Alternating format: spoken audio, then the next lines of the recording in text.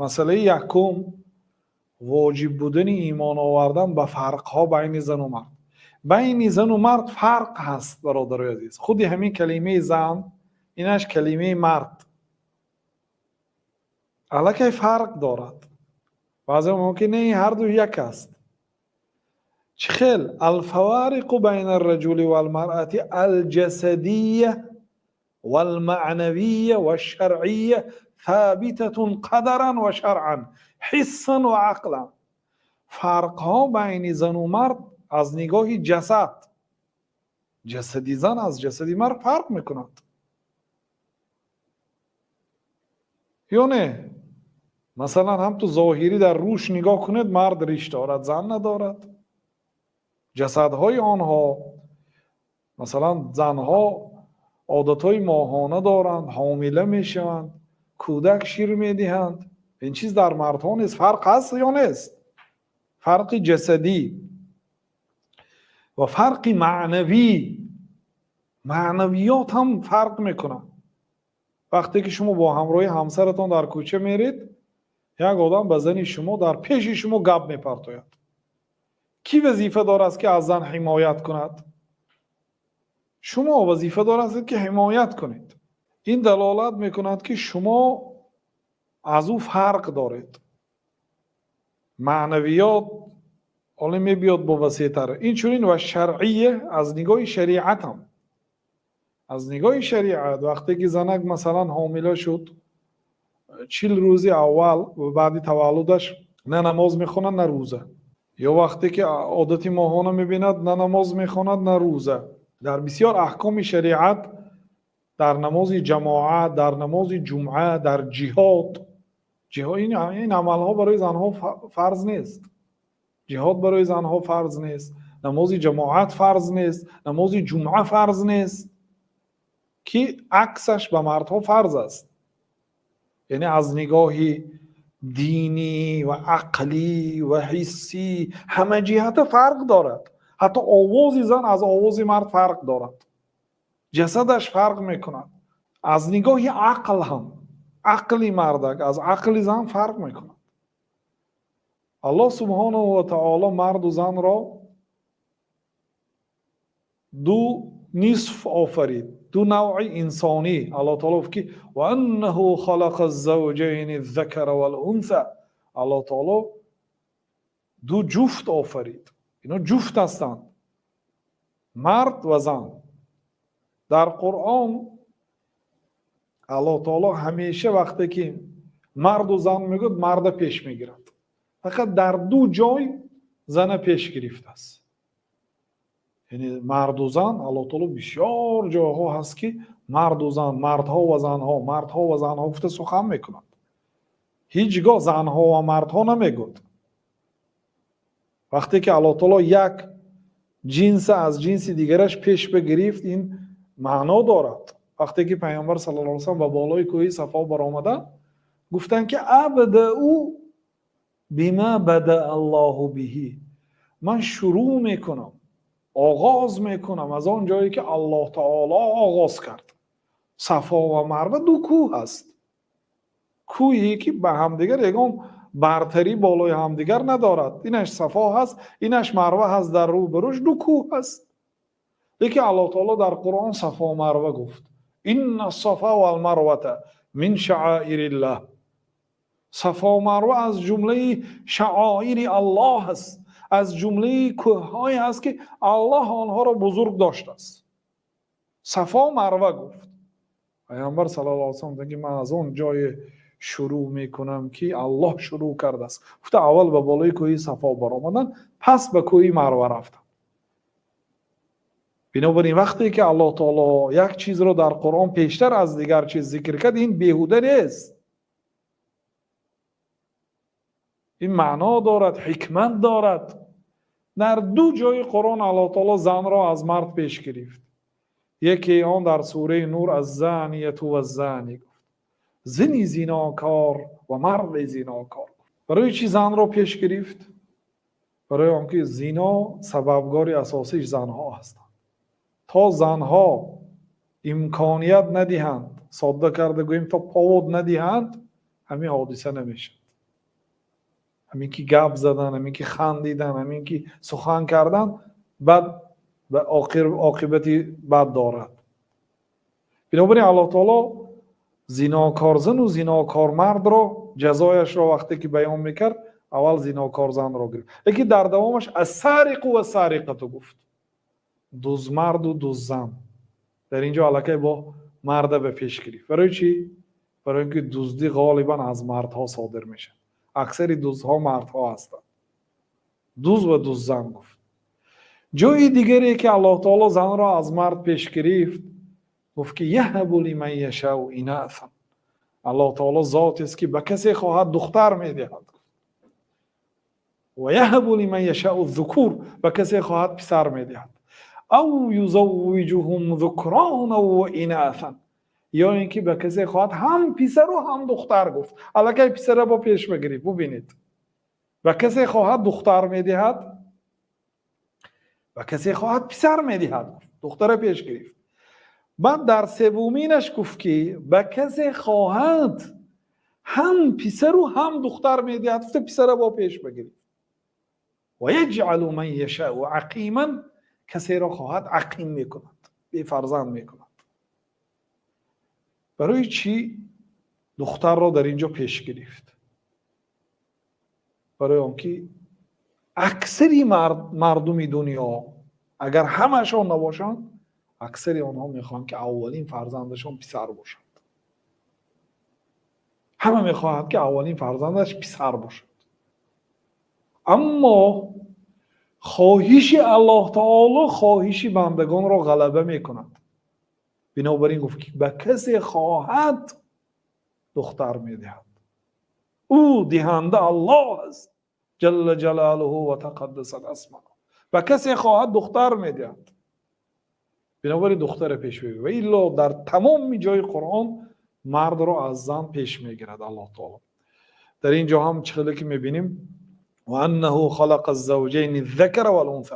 الله تعالی ذاتی هست که خلق الزوجین، این جفت را آفرید که عبارت از مرد و زن هستند. اینا جفت همدیگر هستند. خب قدر الله و قضا ان الذکر لیس کالانثى فی صفت الخلقة والهیئة والتکوین. الله تعالی همین خیل تقدیر کرد، همین خیل خواست که زن از مرد از زن فرق میکنه. هم در صفت خلقت آفرینش، شکل مرد و شکل زن از هم دیگر فرق میکنند، هیئت حالتاشان و تکوین یعنی ساختنش. ففی الذکورة کمال خلقی، در مردها کمال خلق است و قوه طبیعی، اونو نسبت زنها دیده با قوت هستند. در بسیاری منطقه ها زنها را ضعیف ها میگویند، ضعیف ها میگویند، مراد زنها، یعنی اونها نسبت مردها ضعیف هستند. بله یگان زنک یافت می شود که از ده ها مردها با قوت است، از نگاه روحانی، از نگاه پولداری، از نگاه آبرو، از نگاه علم، لیکن این نادر است. بنابراین پیامبر صلی الله علیه و سلم گفتند که کمل من الرجال کثیر. مردهای مکمل بسیار بودند در تاریخ، مکمل یعنی همه جهته. ولم یکمل من النساء الا 4، لیکن از زنها فقط 4 زن مکمل بود. گفتند مریم بنت عمران، مریم دختر عمران مادر عیسی علیه السلام، و آسیه امرأة فرعون، آسیه زن فرعون بدبخت، زنی مکمل بود، با عقل بود، با ایمان بود. و از این امت باشد خدیجه بنت خویلد رضی الله عنها و ارضاها و فاطمه بنت محمد صلی الله علیه و سلم. خدیجه دختر خویلد همسر جناب رسول الله صلی الله علیه و سلم، با عقل ترین زنهای دنیا و افضل ترین زنهای دنیا بنابر به قول صحیح حضرت خدیجه بنت خویلد، و فاطمه دختر محمد صلی الله علیه و سلم. این 4 زنها مکمل بودند، اما مردهای مکمل بسیار بودند در تاریخ. همین حدیث هم خودش دلالت میکند که یعنی زنها از مردها دیده ضعیفتر هستند. خب والأنثى أنقص منه خلقة وجبلة وطبيعة لما يعتريها من الحيض والحمل والمخاض والإرضاع وشؤون الرضيع وتربية جيل الأمة المقبل. زنها ضعیفتر هستند، هم از نگاه طبیعتاً، خلقتاً، هم در از نگاه آفرینیش. برای چی آنها گرفتار حیض می شوند، گرفتار حمل می شوند، 9 ماه گرفتار درد تولد و شیر دادن و امور شیر دادن و تربیه آینده این امت، یعنی فرزند تربیه کردن. بنابراین خودی اگر به اصل خلقت زن اگر نگاه کنیم، از قبرغه چپ حضرت آدم علیه السلام آفریده شده است. بنابراین فهی جزء منه، زن جزء مرد است. زن جزء مرد است، از مرد پیدا شده است زن. و تابع له، پیروی مرد است. و الرجل مؤتمن علی قیام بشؤونه، مرد وظیفه دار است که خدمت زن کند، محافظت کند، نفقه کند. این نفقه به نتاجش کند. نتاج یعنی حاصلی اون زن، یعنی فرزندان اون زن، خدمتش بر ذمه کی است؟ نفقش بر ذمه مرد است. مرد با قوت است، مرد با حمایه کند، مرد باید او رو در خانه ماند و خودش مهنت کرده آمده خوراند و پوشاند. اصل همین است. كان من آثار هذا الاختلاف في الخلقة الاختلاف بينهما في القوى والقدرات الجسدية والعقلية والفكرية. حتی من در فکرانی، در عقل، الله تعالی هم در واستشهدوا شهیدین من رجالکم، شما اگر یک عقد خرید و فروش کنید 2 شاهد بیارید، 2 شاهدی مرد. اگر 2 شاهدی مرد نیاید، یا مرد و 2 زن گفت. واستشهدوا شهیدین من رجالکم فإن لم یکونا رجلین فرجل و امرأتان. اگر 2 مرد نیابید، یا مرد و 2 زن یافته بیایید. ببینید، یا مرد و 2 زن، یعنی 2 زن جای یک زن رو، یک مرد رو میگیرد. فقط در شاهد شوی. بنابراین این دلالت میکند که عقلشان هم از مردها فرق میکند. این چون دینشان هم 5 روز بیمار شد 25 نماز نمیخواند. مرد اگر 1 نماز از جماعت دیر کند دلش سیاه میشه. زن 25 روز یگان نماز نمیخواند. دینش کوتاه‌تر است. این چون در عمل، در ادا، در بسیار چیزها فرق میکند. و عالمان طبیبا علل خصوص در عصر ما، وقتی که جسدی زن و جسدی مرد را آموختند، بسیار این فرقیت هایی که بین این 2 جسد هست به تعجب افتادند. چگونه الله تعالی عجایب انسان را آفریده است. فتبارک الله احسن الخالقین. مبارک است آن ذاتی که بهترین آفریدگار است، بهترین سازنده است. بله، مخلوقات هم چنین چیز ساختند با آن عقلی که الله برایشان داد، ولی الله تعالی بهترین سازنده هست. و دلیل برای یخخیره نبودن آنها در همه وقت در سوره آل عمران آیه 36 الله تعالی میگه که ولیس الذکر کالانثی، هیچگاه مرد مثل زن نیست.